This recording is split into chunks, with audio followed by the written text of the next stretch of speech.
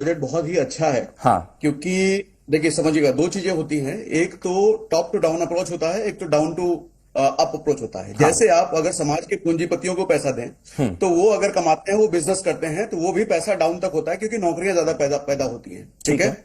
उस अप्रोच में भी बेटर है क्योंकि अब कैपेक्स भी 2025 का जो है वो बढ़ने वाला है।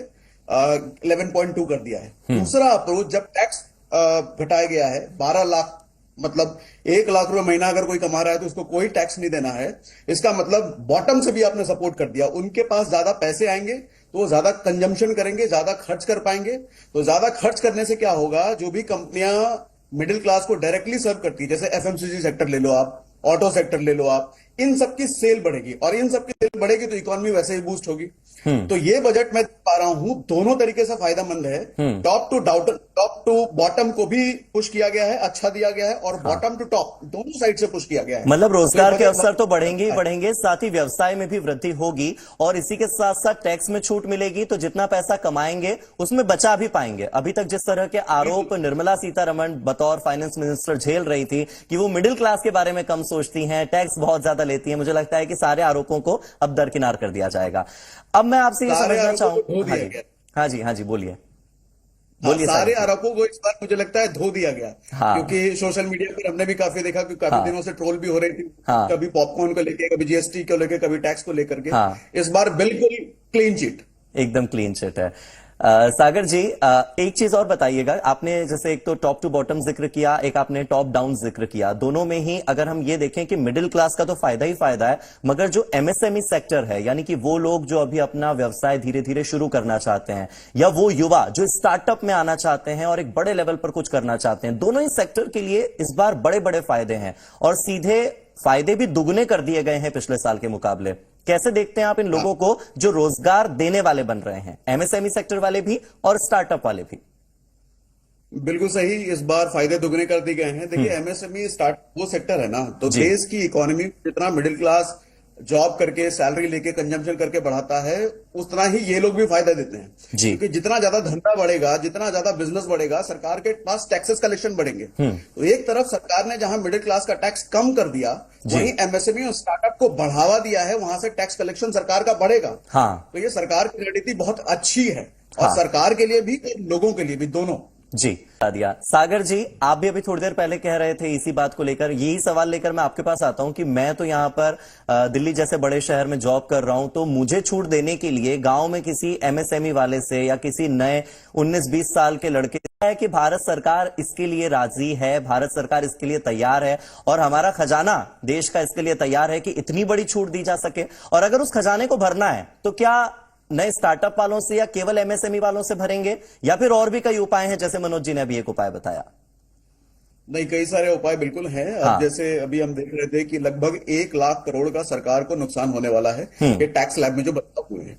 हम्म। लेकिन ये नुकसान की भरपाई जरूर ये स्टार्टअप एमएसएमई से हो जाएगा। और अभी जो इनडायरेक्ट टैक्स की बात मनोज जी ने करी है, हम्म। ये भी बात बिल्कुल सही है कि आदमी जब ज्यादा पैसे, देखिए मिडिल क्लास के साथ क्या होता है ना, एक ज्यादा पूंजीपति आदमी अगर 100 रुपए कमाता है तो उसमें वो 10 रुपए खर्च करेगा, 90 रुपए बचा लेगा या कहीं इन्वेस्ट करेगा वो। हाँ। लेकिन मिडिल क्लास के साथ होता है कि अगर वो 100 रुपए कमा रहा है तो वो 90 रुपए खर्च करेगा। हाँ। तो उसको इनकम टैक्स में रिबेट जरूर मिली है, लेकिन इनडायरेक्ट टैक्स तो है ना, वो कोई भी चीज जाकर के बाजार में खरीदेगा तो उस पर उसको जीएसटी लगना है, टैक्स लगना है। हाँ। गाड़ी खरीदेगा तो फिर वो आरटीओ टैक्स देगा, बाहर निकलेगा तो टोल टैक्स देगा।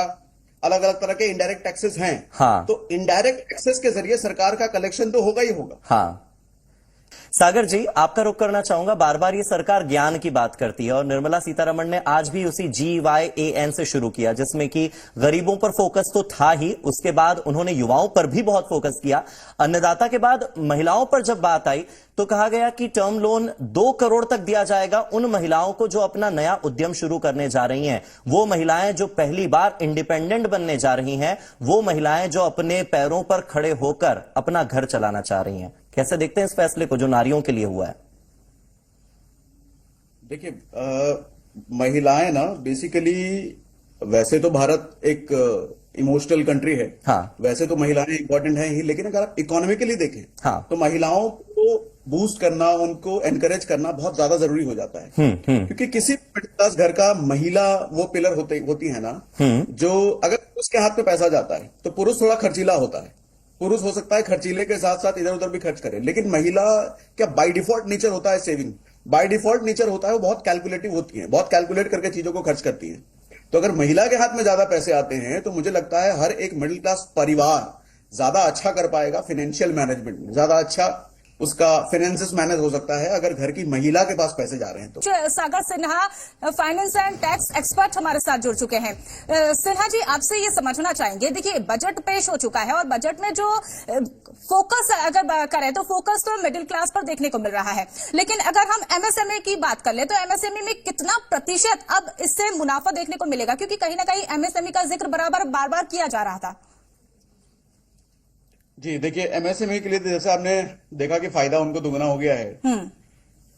देखिए देश की इकोनॉमी ना, मुझे लगता है सबसे ज्यादा हम भारत हैं, हम चाइना नहीं है जो कि मैन्युफैक्चरिंग बेस्ड इकोनॉमी है, हमारी कंजम्पशन बेस्ड इकोनॉमी है। हमारा जितना ज्यादा कंजम्पशन होता है उतनी जीडीपी बढ़ जाती है हमारी, है ना। कंजम्पशन बढ़ाने का फोकस इस बार मुझे लगता है सबसे ज्यादा रहा है सरकार का, जो कि अच्छी बात है। अच्छा, कंजम्पशन बढ़ाने का भी दो तरीके से सरकार ने करा है। जैसे मिडिल क्लास को 1 लाख रुपए कमाई तक, जो महीने का 1 लाख रुपए कमा रहा है उसको कोई टैक्स नहीं लगना। इसका मतलब वो ज्यादा से ज्यादा खर्च करेगा।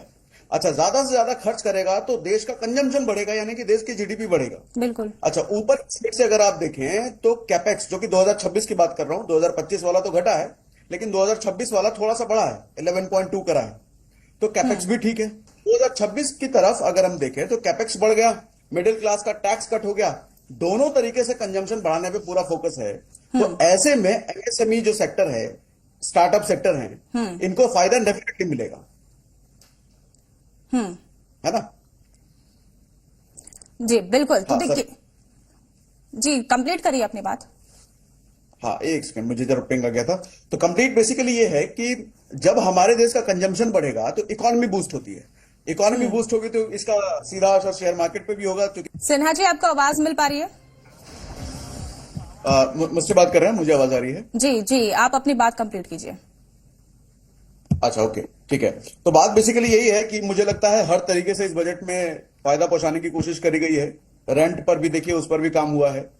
तो कुछ सेक्टर तो देखिए छूटेंगे, जैसे अभी जैसे किसानों वाली बात हो रही थी, कुछ सेक्टर, हर चीज को एक साथ कवर नहीं किया जा सकता।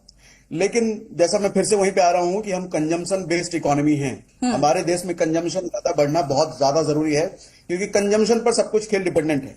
और कंजम्पशन घटते ही देश की जीडीपी गिरती है, महंगाई बढ़ जाती है। कंजम्पशन बढ़ते ही देश की जीडीपी बढ़ेगी और महंगाई भी कंट्रोल में होगी। बिल्कुल। और अभी 8 तक बात यह है कि एमपीसी की मीटिंग है, वहां भी देखिए क्या होता है। शायद अगर रेट कट हो जाए तो फिर और गुड न्यूज आ जाएगा।